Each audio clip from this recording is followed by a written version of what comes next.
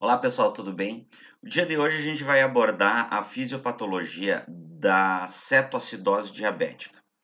Cetoacidose diabética, ela é uma condição clínica que pode afetar principalmente o indivíduo diabético do tipo 1. O indivíduo diabético do tipo 1, ele responde por aproximadamente 10, 20% dos casos de diabetes. Também é conhecido como diabetes do tipo juvenil, porque ela se manifesta normalmente na infância, posteriormente a um quadro de infecção característico da infância, passando por um período de lua de mel, até então desenvolver então o diabetes manifesto.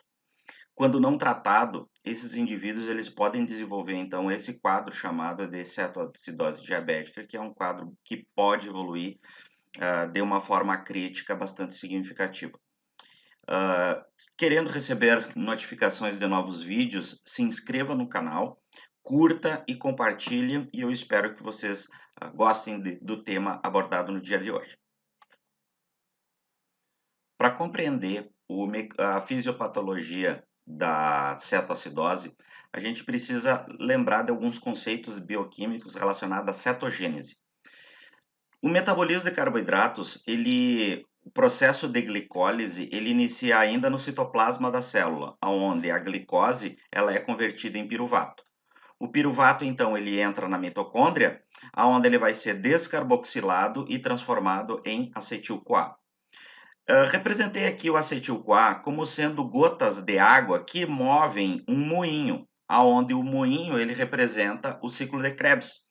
Então, o acetil-CoA é a água que movimenta o moinho do ciclo de Krebs para, então, produzir compostos redutores que vão ser utilizados para produção de energia na cadeia respiratória e na fosforilação oxidativa.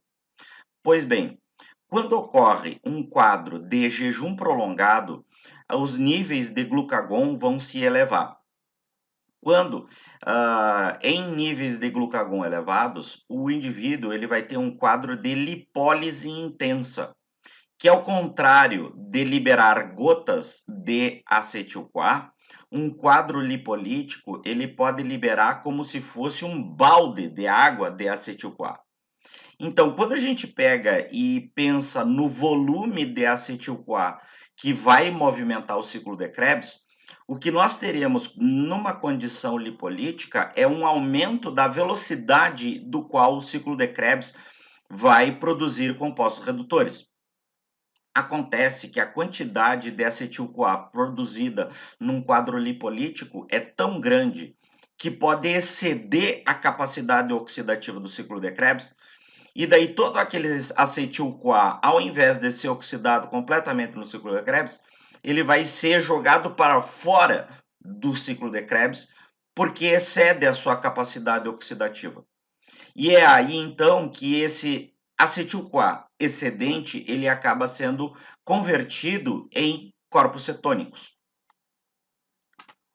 Os corpos cetônicos, então, que são produzidos, eles são produzidos na forma de 3 compostos, que são a acetona, o beta-hidroxibutirato e o acetoacetato. Desses corpos cetônicos produzidos, nós temos então a acetona, que pelo seu caráter volátil, ela vai ser eliminada pela respiração. E é aqui então que a pessoa que fica em jejum prolongado, ela vai ter uma halitose provocada então pelo aumento da eliminação de acetona, que é o que a gente chama então de hálito cetônico.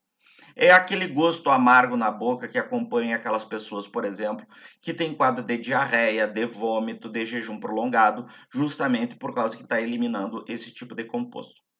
Além disso, os corpos cetônicos incluem o ácido acetoacético e o ácido beta-hidroxibutírico. Esses dois compostos, pelo fato de terem caráter ácido, eles vão ser tamponados pelo nosso sistema tampão, como é o caso do sistema bicarbonato, e com isso, esse ácido acetoacético e ácido beta-hidroxibutírico vão ser convertidos em acetoacetato e beta-hidroxibutirato para a produção de energia. Isso acontece em qualquer indivíduo que esteja em um quadro de jejum prolongado. No entanto, num quadro em que o paciente diabético ele sofre, por exemplo, de diabetes do tipo 1, esse tipo de diabetes ele vai ser caracterizado por um quadro de hiperglucagonemia, uma vez que ele não produz a insulina. Nesses casos, o indivíduo diabético do tipo 1 vai ter uma intensa atividade lipolítica.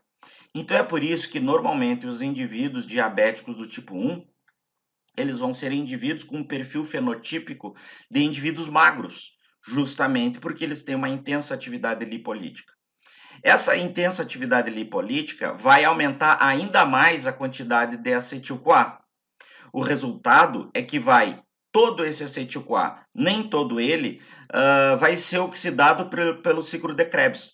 Com isso, a quantidade de acetil-CoA convertido em corpos cetônicos, porque excede essa capacidade oxidativa, vai aumentar significativamente.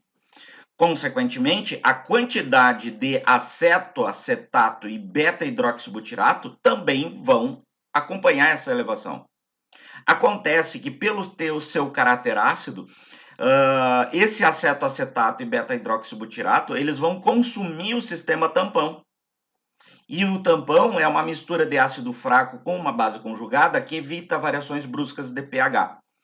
Sendo ele consumido, nós teremos então uma queda do pH sanguíneo, e essa queda do pH sanguíneo provocada pelo acúmulo de corpos cetônicos é que vai ser definida então como sendo cetoacidose diabética, que é uma complicação clínica que normalmente acompanha o indivíduo diabético do tipo 1. Essa condição clínica ela é rara no indivíduo diabético do tipo 2, porque o mecanismo do diabetes é diferente. Porque enquanto o indivíduo diabético do tipo 1 ele tem uma deficiência absoluta da insulina, o indivíduo diabético do tipo 2 ele vai ter uma deficiência relativa. Ele vai ter uma resistência insulínica que provoca uma hiperinsulinemia. E é por essa razão, então, que essa condição clínica ela acaba se tornando rara no indivíduo diabético do tipo 2. A fisiopatologia da cetoacidose diabética, ela continua no nosso próximo vídeo, que é a parte 2 da fisiopatologia da cetoacidose. Espero que vocês tenham gostado e sigam assistindo então o próximo vídeo. Até mais, tchau, tchau.